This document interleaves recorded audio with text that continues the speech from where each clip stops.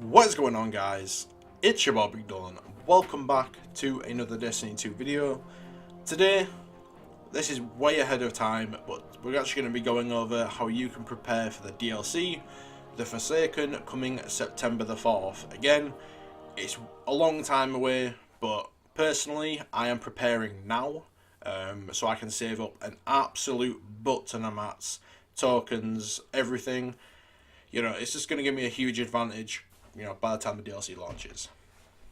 So let's just start off by going over, you know, things to do.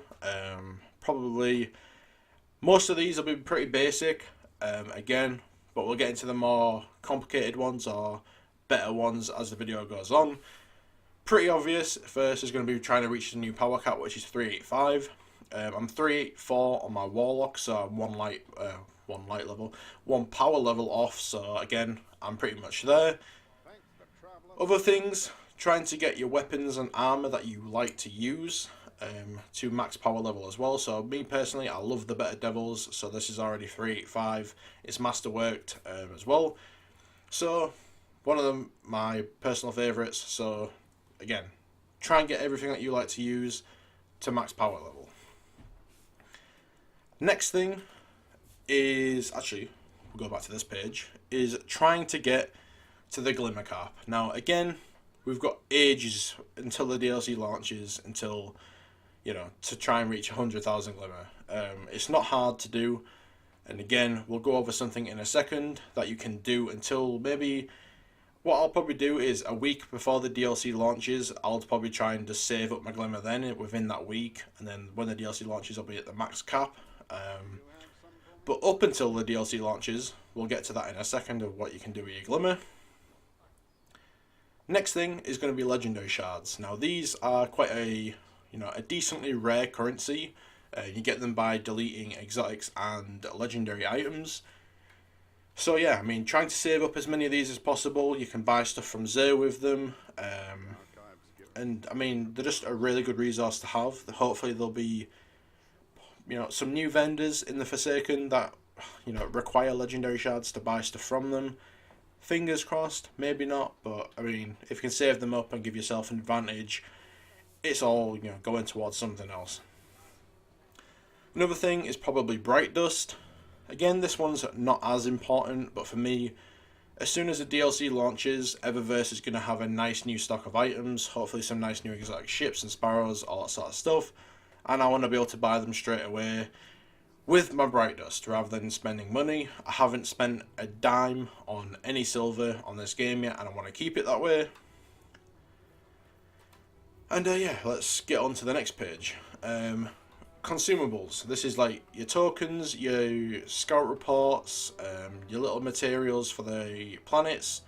So for Mars, it's this harmonic stuff. You got phase glass for Io, you got the alkane dust for, I think that's Titan, whatever that is for, you get the picture. So trying to save up all of your tokens and materials until the DLC launches from this point forward is going to give you a huge advantage, and I can pretty much guarantee that all of the materials that you save up are going to carry over into the DLC. Now, Bungie have not confirmed that yet, but I just can't see Bungie wiping everyone's consumables completely clean when the DLC launches. I just can't see Bungie doing that. I think it'd be stupid, and it'd just sort of, you know, annoy a lot of people in a sense. So trying to save up as many mats as possible is going to give you a huge advantage. And you may be asking, well, how is that going to give me an advantage? Random rolls are coming in September, along with a mod system rework. So basically, say Crucible tokens, for example, Shaxx might have a new hand cannon that is really good, right? It might be like a 3-tapping Crucible, everyone's using it, and you're like, man, I really want that hand cannon. And then you go to your vault, and you say, oh, well, I saved up 3 stacks of Crucible tokens, I'm all set. And you can get the hand cannon, and then you can try and maybe get one with a really better roll on it, with random rolls being introduced. So, I mean, it's giving you a huge advantage, to say the least. Next thing is trying to get quite a few 3 coins, stack them and save them up. along with Fire Team medallions. Now, Fire Team medallions you do have to buy from Eververse with Bright Dust as well, so depending on how much Bright Dust you have, that will probably depend on how many you can get and save up. Next thing, Masterwork cores. Now, Masterworks are actually getting a rework when the DLC launches.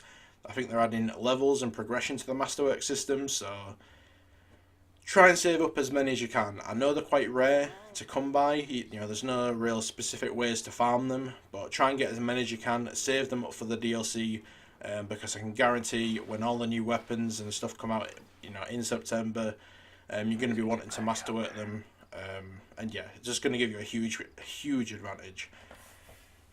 Next thing is mods. Now, when I said Glimmer a little bit earlier, about how you can spend your Glimmer up until the DLC launches, what I have been doing is, as soon as I reach the 100,000 Glimmer cap, I come to the gunsmith in the tower and I buy as many blue mods as possible. Again, a lot of people may see this as pointless, you're wasting your Glimmer, what are you doing that for? But there is a very good reason as to why I do this, and I will show you in a second. So, what I do is I keep all of my blue mods in the vault. Now, this may be hard for certain people depending on how much vault space you have, as I know a lot of people are quite restricted, but put all of the blue mods in the vault, and we'll get to it in a second once I put them in. So, now that I'm in my vault, I'll quickly sort it so it's a little bit better. So, go into this page. As you can see, I have an absolute butt ton of mods already. I've only been saving these up for 1 week, so as you can see, that's a lot of mods just for a week. Now, a week before the DLC launches, I'm going to convert all of these blue mods into legendary mods, which are in my inventory right here. Now, what you can do is you can actually delete these legendary mods. I'll see, probably just delete one of those ones. As you can see, you get a mod component. Now, mod components, as of right now, are very hard to come by. The only ways you can get them is pretty much by deleting mods, and yeah, I mean, that's the only way I think you can get them. You can't buy them from the gunsmith outright, but with the mod system getting reworked in September, and you know, hopefully there's going to be some new insanely good mods, hopefully you're going to be able to just buy the mods that you want from the gunsmith, and by the time the DLC launches, that's hopefully, you know, what I'm hoping for. So that's why I'm doing it.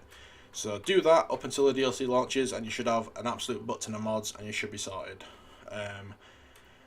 Other things you can do, let's just try and load this up. So if I go down to shaders, it's just whatever. So pursuits. This might not be as much as something that you care about, but for me as a completionist, I like to get this sort of stuff done. I am trying to complete every single one of my pursuits on all 3 of my characters. That's my Warlock, Titan and Hunter. I've done everything on my Warlock, because that's my main character. I always make sure I get everything done on my main.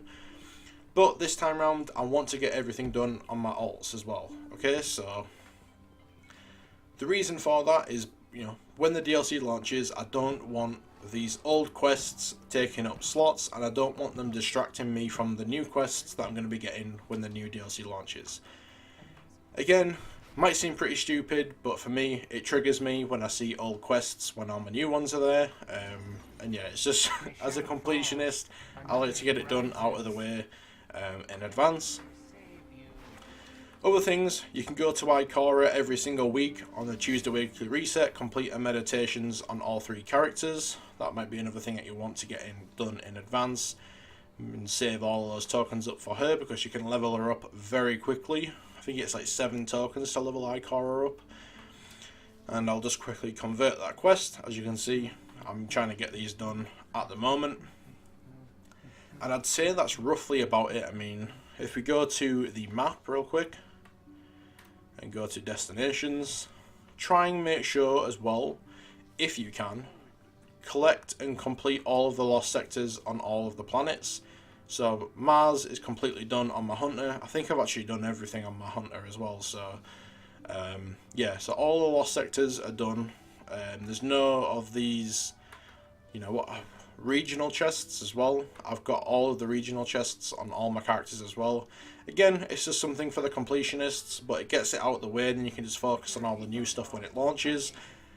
And that's pretty much it. I mean, there's nothing really much else to say.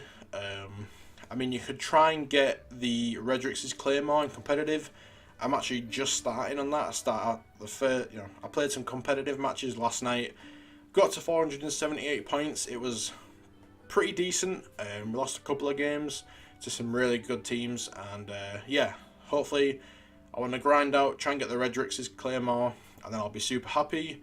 And quick play, level that up if you want, blah blah blah blah. And yeah, I mean that is honestly pretty much it. There's nothing really much else to say, about saving things up.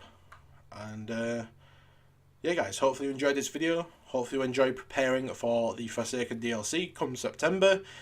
I am absolutely pumped for the DLC. I can't wait. I'm going to be grinding like an absolute madman.